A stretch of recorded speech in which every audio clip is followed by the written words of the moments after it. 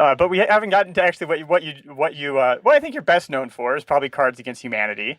And for the people who aren't familiar with that, it's a card game for horrible people is what is usually said. How do you usually describe that to somebody who's unfamiliar?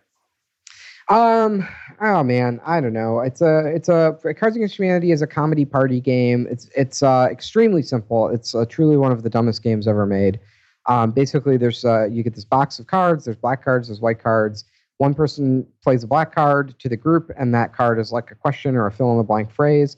And then everyone else in the group has this hand of the white cards, and the white cards are sort of jokes or ideas that could be surprising or funny or offensive or sad or interesting, and or tropes from pop culture. And everybody sort of tries to play the white card to fill in the blank in the black card just to make the judge laugh. So, there's more rules and stuff to that, and people can get competitive and they can take it seriously. But really, at its core, it's just this sort of play experience to where you and your friends can make each other laugh in sort of a safe, presented, unscrew upable way. Yeah, and like as an example, like a black card might say, "Before you go, Mr. Bond, I need to show you my blank," and then somebody could play a card that's like my pile of sex toys or something, and then everybody competes with different white cards they fill in the blank with, right? So you can make them who has the funniest one.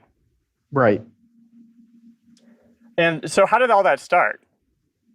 Well, it's I mean, the sort of the sort of abridged version is me. So Cards Against Humanity is this project made by me and seven friends. There's eight of us, and we're all like Jewish kids from the suburbs of Chicago who went to public school together. We grew up together, so we were always the nerds in school.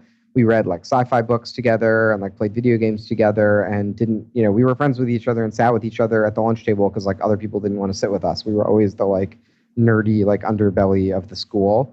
And we just have a long like history over years and years and years of like making comedy things for each other and trying to make each other laugh and making our own games and sort of coming up with this stuff. Like I think especially like before you had the internet, like that was what especially like nerds did was you would like get together with your nerdy friends and if you had money, you could go buy games or something. But if you didn't, you just sort of make stuff up for yourself and try and come up with that thing that made you laugh or pass the time or whatever. And Cards was something we made when we were in college, and it was just sort of the last in a long line of these like kind of comedy game prototypes and improv games that we would play together.